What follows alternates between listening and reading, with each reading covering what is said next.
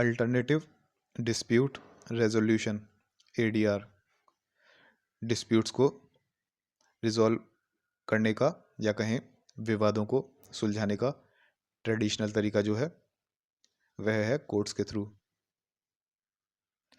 Courts जो है judicial process की हेल्प से, जुडिशल प्रोसेस के थ्रू डिस्प्यूट्स को रिजॉल्व करते हैं, लेकिन इसमें टाइम काफ़ी लगता है, पैसा बहुत खर्च हो जाता है और काफ़ी टेक्निकलिटीज़ होती हैं, फॉर्मेलिटीज़ होती हैं। अगर कोर्ट का कोई अल्टरनेटिव हो, कोई और विकल्प हो जिसके थ्रू डिस्प्यूट को रिजॉल्व किया जा सके, तो वह कहलाएगा अल्टरनेटिव डिस्प्यूट रेजोल्यूशन। ठीक है, यह कोर्ट का एक अल्टरनेटिव है, विकल्प है जिसके थ्रू डिस्प्यूट्स को रिजॉल्व किया जा सके।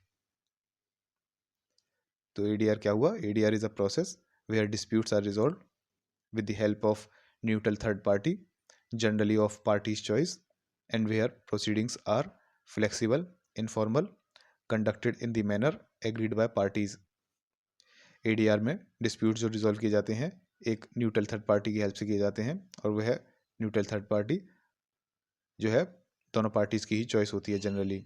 मान लो दो पार्टीज़ हैं, इनके बीच में डिस्प्यूट है, तो एक थर्ड पार्टी को अपॉइंट करेंगे या चूज़ करेंगे, और ये थर्ड पार्टी न्यूट्रल होनी चाहिए, मतलब ना तो इस थर्ड पार्टी का इसके साथ कोई रिलेशन होना चाहिए, ना ही दूसरी पार्टी के साथ कोई रिलेशन होना चाहिए। वह न्यूट्रल होनी चाहिए, इम्पार्शियल होनी चाहिए, इंडिपेंडेंट होनी चाहिए। और प्रोसीडिंग्स जो होती हैं एडीआर में काफ़ी फ्लेक्सिबल होती हैं, कोर्ट्स की तरह रिजिड नहीं होती, इनफॉर्मल होती हैं, कोर्ट्स की तरह ज़्यादा फॉर्मेलिटीज़ नहीं होती इसमें। और प्रोसीडिंग्स को किस मैनर में कंडक्ट करना है यह भी पार्टीज़ आपस में एग्री कर सकते हैं। Proceedings are conducted in the manner agreed by parties, जिस मैनर के लिए, जिस तरीके के लिए पार्टीज एग्री हों कि इस तरीके से प्रोसीडिंग्स होनी है, उस तरीके से प्रोसीडिंग्स एडीआर में की जाती हैं। In ADR there is a direct involvement of parties, decision is arrived with the consent of parties. ADR में पार्टीज का डायरेक्ट इन्वॉल्वमेंट होता है, जैसे अभी हमने देखा पार्टीज का डायरेक्ट इन्वॉल्वमेंट था थर्ड पार्टीज को चूज करने में, या फिर प्रोसीडिंग्स कैसे की जाएंगी, किस मैनर में की जाएंगी, यह डिसाइड करने में पार्टीज का डायरेक्ट इन्वॉल्वमेंट है। और डिसीजन पे भी पार्टीज की कंसेंट से ही पहुंचा जाता है। Decision is arrived with the consent of parties, parties की सहमति से ही डिसीजन पे पहुंचा जाता है।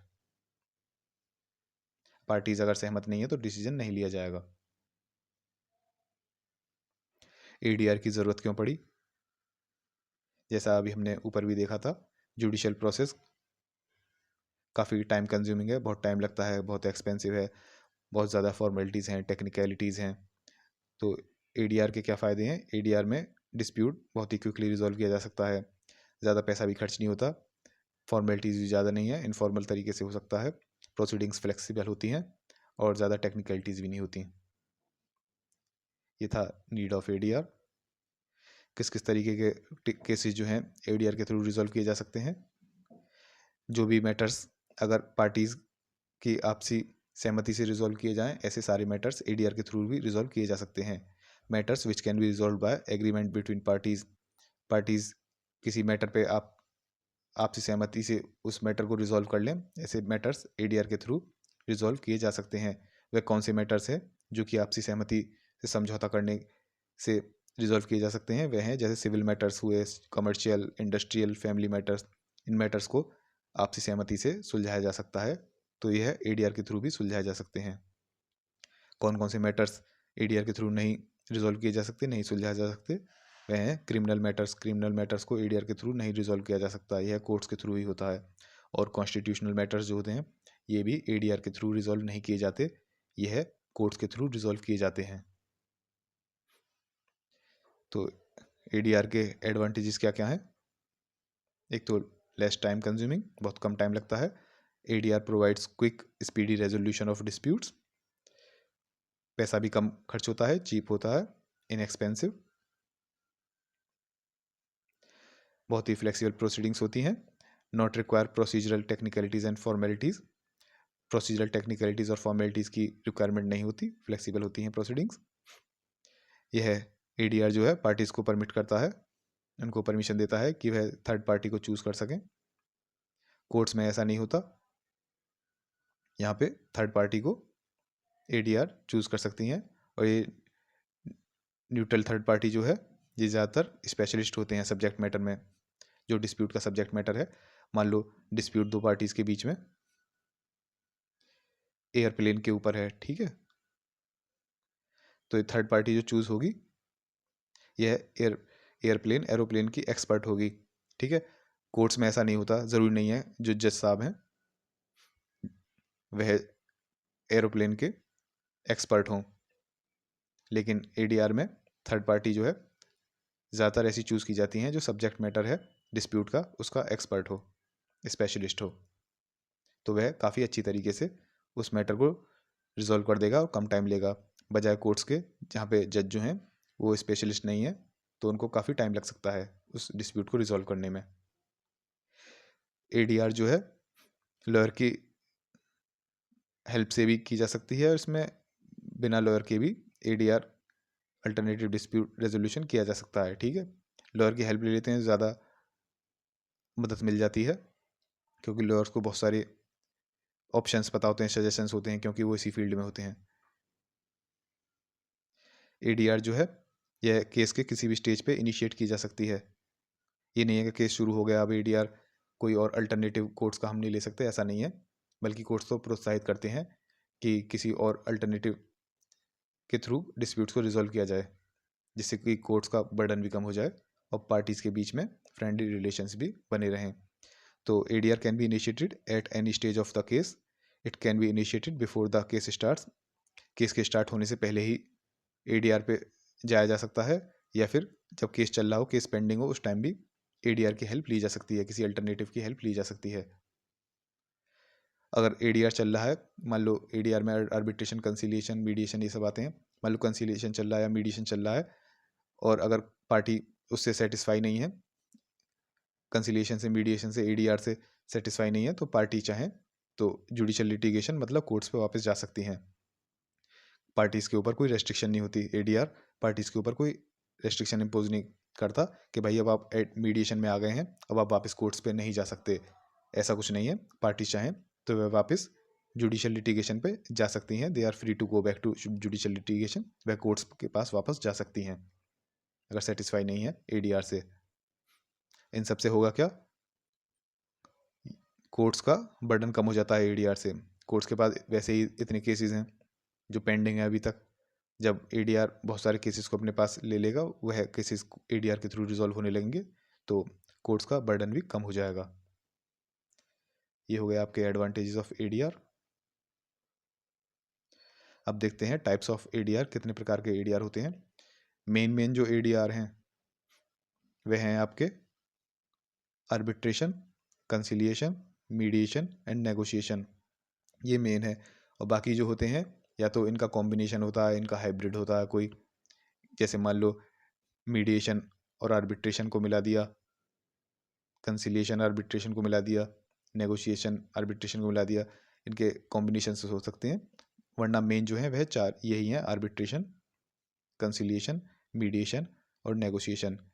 नेगोशिएशन में क्या होता है, नेगोशिएशन में कोई थर्ड पार्टी नहीं होती,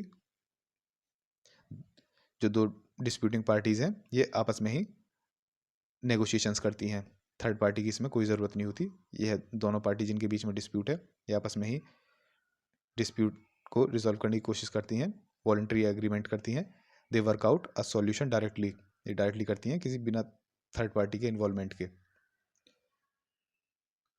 मीडिएशन में क्या होता है,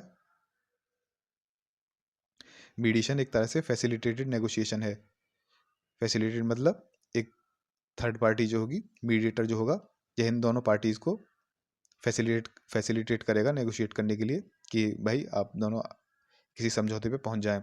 mediator facilitates problem solving, mediator इन दोनों को ही पास लाने की कोशिश करेगा, इन दोनों के बीच में एग्रीमेंट कराने की कोशिश करेगा कि आप दोनों एग्रीमेंट कर लें, इस चीज़ को फैसिलिटेट करेगा नेगोशिएशन को, इन दोनों के बीच में जो नेगोशिएशन चल रही है ये थर्ड पार्टी आके उसको फैसिलिटेट करेगा उस नेगोशिएशन को। कंसिलिएशन क्या होता है, कंसिलिएशन में क्या होता है, जैसे एक कंसिलिएटर है ये इन दोनों पार्टीज़ जो हैं, इन दोनों पार्टीज़ को फैसिलिटेट तो करेगा ही कि आप किसी एग्रीमेंट पे पहुँचें, एग्रीमेंट पे रीच करें। उसके साथ साथ अपने रिकमेंडेशंस भी देगा, अपने एडवाइसेस भी देगा, अपने सजेशंस भी देगा, उनको लॉ वगैरह ढंग से एक्सप्लेन करेगा जिससे कि पार्टीज और चीज़ को समझें, किसी एग्रीमेंट पे पहुँचे।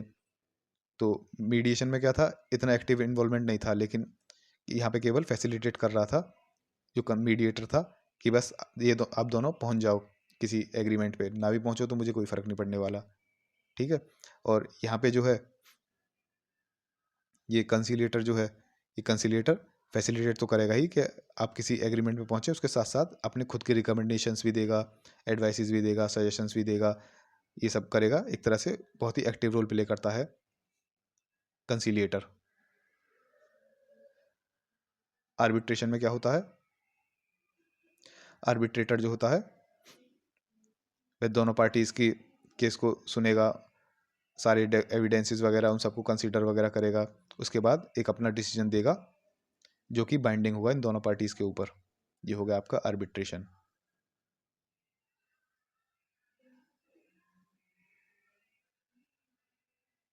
सबसे पहले देखते हैं हम नेगोशिएशन। नेगोशिएशन में क्या बताया था, किसी थर्ड पार्टी की ज़रूरत नहीं होती। इसमें it involves direct interaction of parties, parties जो हैं वह आपस में ही इंटरेक्ट कर लेती हैं, नेगोशिएट कर लेती हैं। ये नॉन बाइंडिंग होता है, बाध्य नहीं होते इसमें। मीडिएशन में क्या होता है, वो मीडिएटर क्या करता है, दोनों पार्टीज के बीच में इंटरेक्शन को फैसिलिटेट करता है, उनको सुविधा देता है कि आपस में इंटरेक्ट करें और किसी एग्रीमेंट पे पहुँचें, किसी एग्रीमेंट पे रीच करें, ठीक है। दोनों पार्टीज के बीच में कम्युनिकेशंस वगैरह को इनेबल करेगा। ये भी नॉन बाइंडिंग है, बाध्य नहीं है। कंसीलिएशन में क्या होता है, ये मीडिएशन की तरह फैसिलिटेट तो करेगा ही, ठीक है, ये मीडिएशन की तरह फैसिलिटेट तो करेगा ही। Conciliator not only facilitates interaction between the parties but also, facilitation के साथ साथ वह सॉल्यूशंस भी प्रोवाइड कराएगा, अपने सजेशंस भी देगा, पार्टीज़ को एडवाइस भी करेगा, जिससे कि पार्टीज़ किसी एग्रीमेंट पे रीच करें, किसी एग्रीमेंट पे पहुंच जाएं, ठीक है, किसी सेटलमेंट पे पहुंच जाएं। तो इसमें फैसिलिटेशन तो कर ही रहा है, दोनों पार्टीज़ को फैसिलिटेट कर रहा है, प्रोत्साहित कर रहा है कि किसी एग्रीमेंट पहुंच जाए, उसके साथ साथ सजेशंस दे रहा है, अपने सॉल्यूशंस दे रहा है कि ऐसे भी हो सकता है एग्रीमेंट, ऐसे भी हो सकता है सेटलमेंट, एडवाइस कर रहा है उन दोनों को।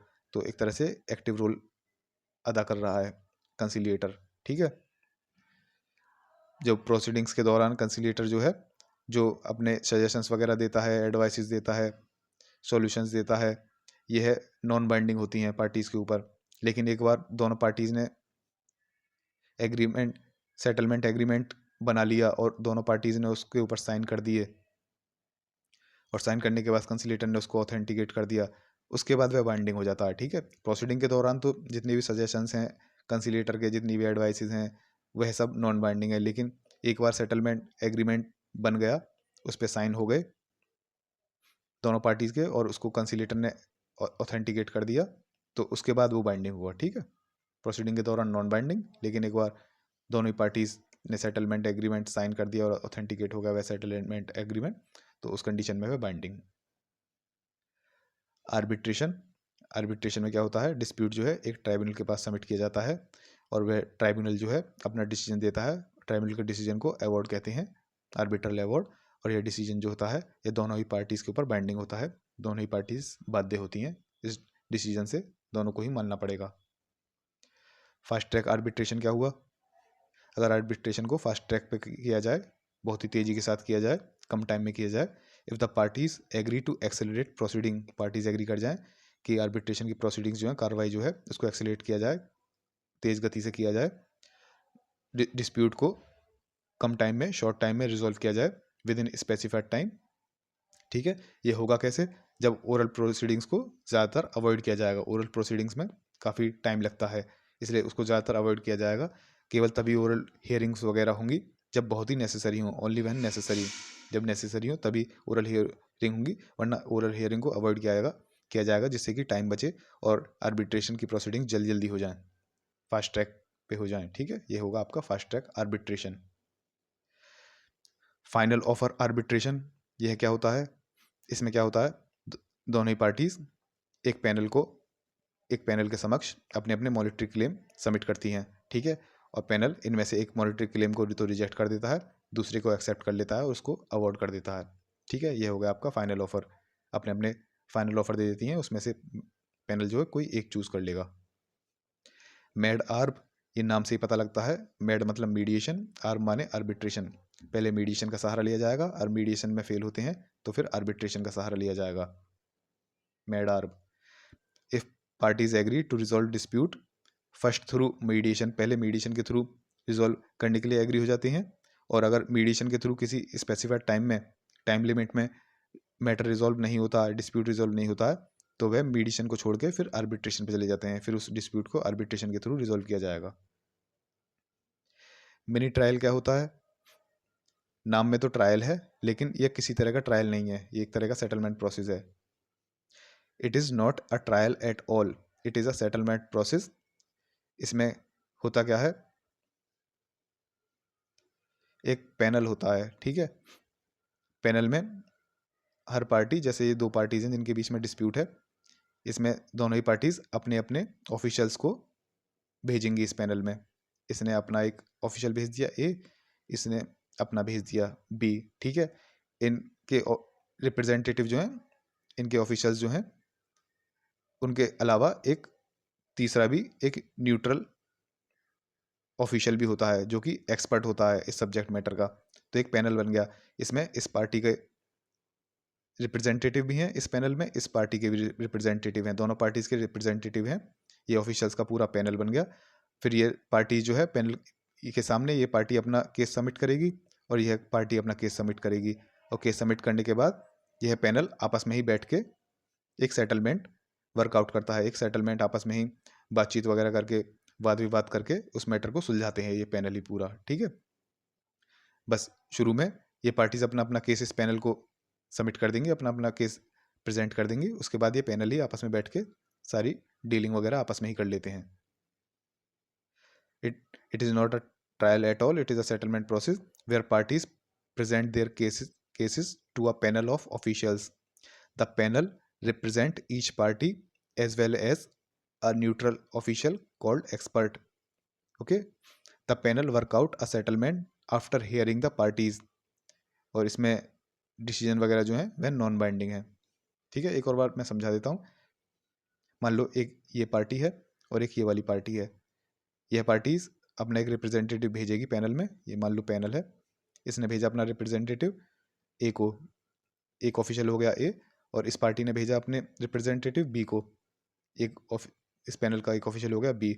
इनके अलावा भी एक न्यूट्रल होगा जो कि इन दोनों ही पार्टीज से जिसका कोई रिलेशन नहीं होगा, एक न्यूट्रल पर्सन होगा, न्यूट्रल ऑफिशियल होगा। न्यूट्रल ऑफिशियल एक्सपर्ट होता है सब्जेक्ट मैटर जो है डिस्प्यूट का। मान लो इन दोनों के बीच में एरोप्लेन से रिलेटेड कोई डिस्प्यूट था, तो यह न्यूट्रल पर्सन जो है एरोप्लेन का एक्सपर्ट होगा, ठीक है। तो उसके बाद क्या होगा, दोनों ही पार्टीज अपना अपना केस प्रेजेंट करती हैं इस पैनल के सामने। यह पार्टी इस पैनल को बताएगी कि ऐसे ऐसे मेरा केस ये है, ऐसे यह पार्टीज अपना केस रखेगी।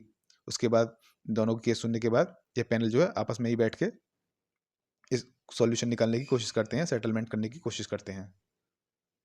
ये हो गया आपका मिनी ट्रायल। अब आया मेडोला। मेडोला क्या होता है? मेडोला में क्या होता है, पहले मीडिएशन का इस्तेमाल होता है, ठीक है। पहले मीडिएशन का इस्तेमाल होता है। अगर मीडिएशन फेल हो जाती है तो क्या होगा, मीडिएटर क्या करेगा, मीडिएटर जो मीडिएशन में आखिरी ऑफर दिए थे ना दोनों पार्टीज हैं, जब मीडिएशन चल रही है, मान लो मीडिएशन चल रही है, कोई अपने सजेशन दे रहा, कोई ये अपने अपने ऑफर दे रहा, बिल्कुल आखिर में जाके इन्होंने अपने अपने ऑफर दिए, ये यहाँ पर पहुँच गए सेटलमेंट, लेकिन फिर भी नहीं हुआ, मीडिएशन फेल हो गई, ठीक है। तो मीडिएटर क्या करेगा, जो आखिरी ऑफर्स थे दोनों पार्टीज के, उन ऑफर्स के बेसिस पे अपना डिसीजन देगा और यह डिसीजन बाइंडिंग होगा।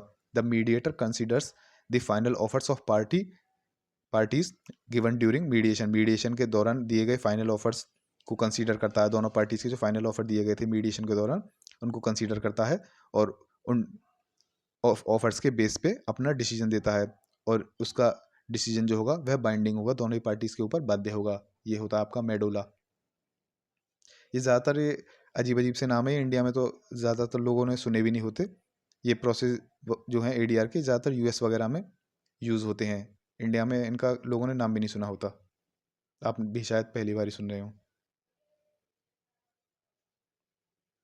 रेंट अ जज, जज को किराए पे लेना। ये क्या होता है? जब दोनों ही पार्टीज म्यूचुअली किसी कोर्ट को अप्रोच करती हैं, कोर्ट से कहती हैं कि जी एक रेफरी अपॉइंट कीजिए। ये रेफरी ज़्यादातर एक रिटायर्ड जज होता है।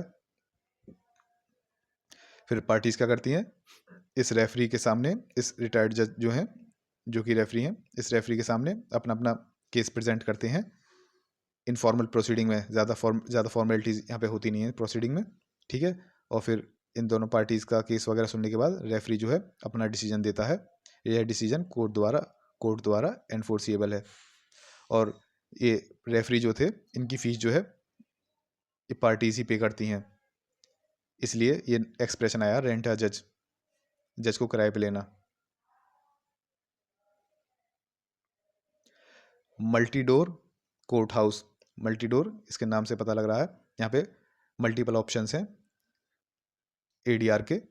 तो it offers multiple types of ADR processes.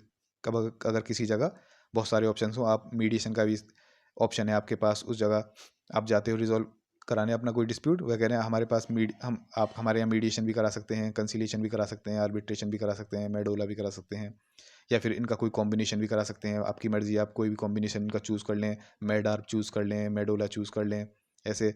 तो जिस जगह क्या कहते हैं ये सब ऑप्शंस अवेलेबल होते हैं, वह जगह कहलाती है multi door court house. It offers multiple types of ADR processes. The parties can choose any combination of ADR processes.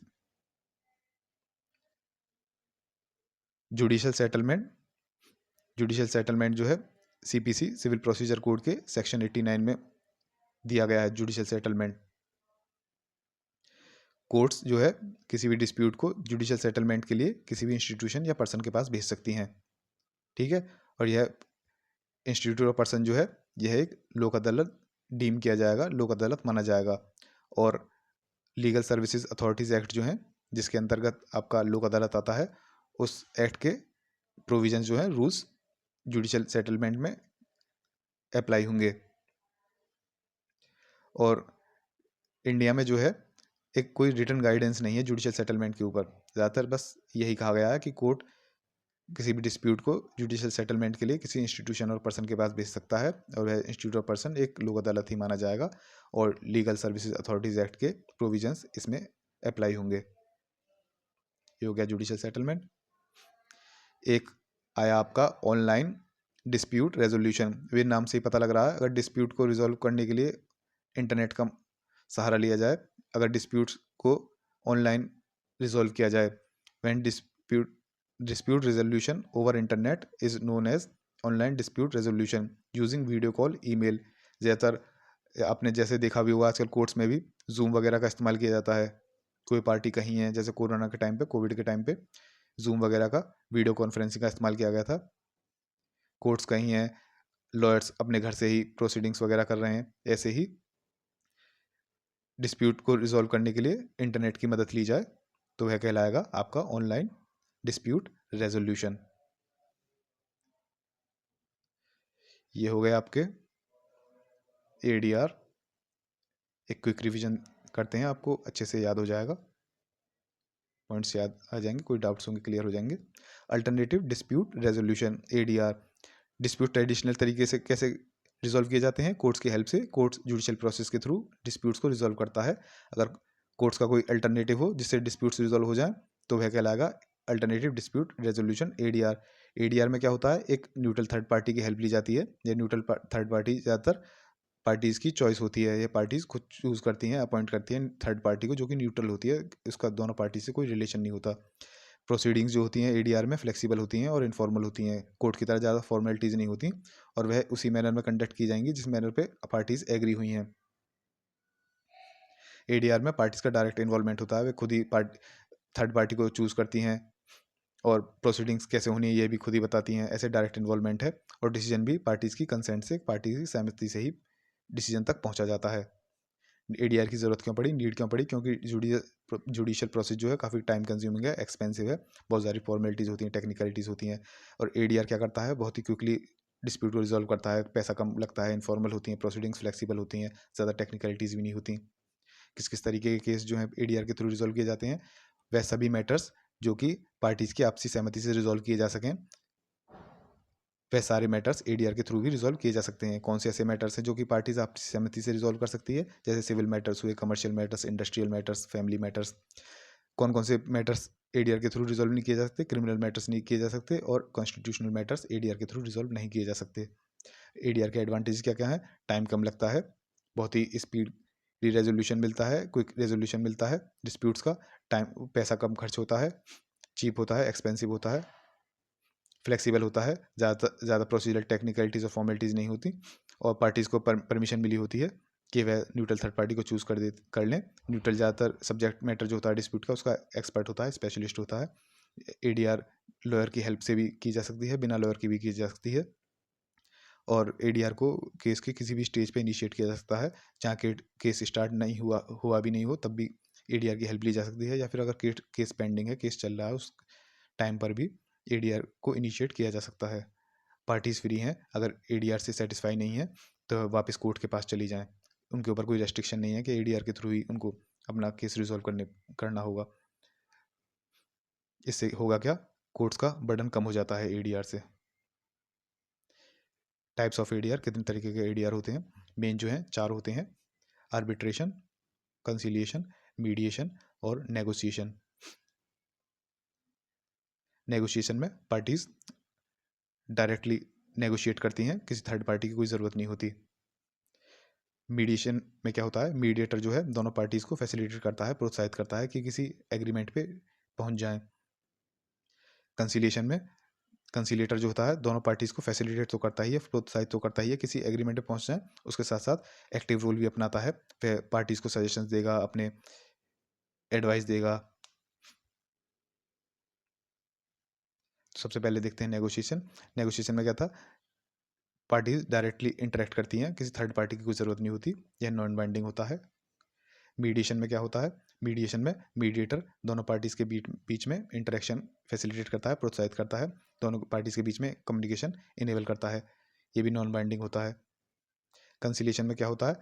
Mediation की तरह फैसिलिटेट तो करता ही, प्रोत्साहित तो करता ही दोनों पार्टीज के बीच में इंटरेक्शन, उसके साथ साथ सॉल्यूशंस भी प्रोवाइड कराता है, सजेशंस भी देता है, एडवाइस भी देता है, एक तरह से बहुत ही एक्टिव रोल अपनाता है, ठीक है, जिससे कि पार्टीज किसी सेटलमेंट पे पहुंच जाएं। यह सजेशंस वगैरह, एडवाइस वगैरह जी थी, ये तो नॉन बाइंडिंग होती है कंसिलिएशन में। प्रोसीडिंग्स के दौरान सजेशंस और एडवाइस जो दी जाती हैं, लेकिन अगर दोनों पार्टीज सेटलमेंट एग्रीमेंट पे पहुंच गई और उसके बाद उन दोनों ने वह सेटलमेंट एग्रीमेंट साइन कर दिया और कंसिलेटर ने उसको ऑथेंटिकेट कर दिया, उसके बाद यह बाइंडिंग हो जाता है। आर्बिट्रेशन में क्या होता है? डिस्प्यूट जो है ट्राइब्यूनल को सबमिट किया जाता है और ट्राइब्यूनल अपना डिसीजन देता है, यह डिसीजन अवॉर्ड कहलाता है, और यह डिसीजन दोनों ही पार्टी से बाइंडिंग होगा। फास्ट ट्रैक आर्बिट्रेशन क्या हुआ? आर्बिट्रेशन को फास्ट ट्रैक पे करना, बहुत ही तेजी के साथ करना, कम समय में करना। If parties agree to accelerate the proceedings and resolve the dispute in short time within specified time. ये शॉर्ट टाइम में होंगी कैसे? जब ओरल हियरिंग्स को अवॉइड किया जाएगा, ओरल हियरिंग्स नहीं की जाएंगी। ओरल हियरिंग्स नहीं की जाएंगी तो जल्दी से आर्बिट्रेशन का प्रोसेस हो जाएगा। ओरल हियरिंग्स केवल तभी की जाएंगी जब बहुत नेसेसरी हो, बहुत ज़रूरी हो। फाइनल ऑफर आर्बिट्रेशन क्या होता है? जब आर्बिट्रेशन में पार्टीज अपना अपना फाइनल ऑफर देती हैं, अपना मॉनिटरी क्लेम सबमिट कर देती हैं एक पैनल के बिफोर, पैनल जो है इनमें से एक को एक्सेप्ट कर लेता है और एक को रिजेक्ट कर देता है। मैडार्ब नाम से पता लग रहा है, पहले मीडिएशन का इस्तेमाल होगा, मीडिएशन फेल हो गई तो फिर उसके बाद आर्बिट्रेशन का इस्तेमाल होगा। पार्टीज एग्री होती हैं कि वह अपनी डिस्प्यूट को पहले मीडिएशन के थ्रू रिजॉल्व करेंगी, अगर स्पेसिफाइड टाइम लिमिट में वह रिजॉल्व करने में फेल हो जाते हैं तो वह आर्बिट्रेशन का सहारा लेंगे। मिनी ट्रायल, नाम में ट्रायल है लेकिन किसी तरह का ट्रायल नहीं है, यह एक सेटलमेंट प्रोसेस है जिसमें कि पार्टी जो है अपना केस जो है एक पैनल के समक्ष प्रस्तुत करते हैं। इस पैनल में दोनों ही पार्टीज के रिप्रेजेंटेटिव होते हैं, उनके साथ साथ एक न्यूट्रल भी होता है। कैसे? पार्टी जो है ये दोनों पार्टीज अपना अपना एक रिप्रेजेंटेटिव होगा, वह इस पैनल में अपॉइंट करेंगे, इसका रिप्रेजेंटेटिव ये हुआ, इसका रिप्रेजेंटेटिव ये हुआ, ठीक है। और इसके अलावा एक तीसरा भी न्यूट्रल ऑफिशियल होगा, इसमें यह एक्सपर्ट होगा सब्जेक्ट मैटर का, ठीक है। तो यह पार्टीज अपना अपना केस जो है पैनल के समक्ष रखेंगे, प्रेजेंट करेंगे, उसके बाद यह पैनल जो है आपस में ही बैठ के एक कोई सॉल्यूशन निकालने की कोशिश करेगा, और यह भी नॉन बाइंडिंग है। मेडोला क्या है? मेडोला में पहले मीडिएशन इस्तेमाल होता है, और मीडिएशन अगर फेल हो गया तो मीडिएटर क्या करता है, जो मीडिएशन के दौरान दोनों पार्टीज ने अपने अपने फाइनल ऑफर दिए थे, उन फाइनल ऑफर्स के बेसिस पे अपना डिसीजन देता है, और यह बाइंडिंग होता है। रेंट अ जज, जज को किराए पे लेना। अगर दोनों पार्टीज म्यूचुअली किसी कोर्ट के पास जाएं और कहें कि एक रेफरी अपॉइंट करें, यह रेफरी ज़्यादातर रिटायर्ड जज होता है। यह पार्टीज इस रेफरी के सामने अपना अपना केस रखेंगे, और इसकी प्रोसीडिंग्स इनफॉर्मल होती हैं। रेफरी क्या कहते हैं, उसके बाद इन दोनों पार्टीज के केस को सुनने के बाद अपना डिसीजन देगा, और यह डिसीजन कोर्ट्स के द्वारा एनफोर्सिएबल है। इस रेफरी की फीस जो है दोनों पार्टीज पे करेंगी, इसलिए यह टर्म आया है रेंट अ जज, जज को किराए पे लेना। मल्टी डोर कोर्ट हाउस, वह जगह जहाँ पे मल्टीपल ऑप्शंस हों एडीआर के। It offers multiple types of ADR processes, parties can choose any combination of ADR processes. Judicial settlement के बारे में सीपीसी सिविल प्रोसीजर कोड के सेक्शन 89 में प्रोविजंस दिए गए हैं। उसमें कहा गया है कि कोर्ट किसी भी डिस्प्यूट को जुडिशियल सेटलमेंट के लिए किसी भी इंस्टीट्यूट या पर्सन के पास रेफर कर सकती है। यह पर्सन जो है या इंस्टीट्यूट जो है, यह एक लोक अदालत डीम की जाएगी, मानी जाएगी, और लीगल सर्विसेज अथॉरिटीज एक्ट 1987 के प्रोविजंस इसमें अप्लाई होंगे। इंडिया में जुडिशियल सेटलमेंट पे कोई रिटर्न गाइडेंस नहीं है।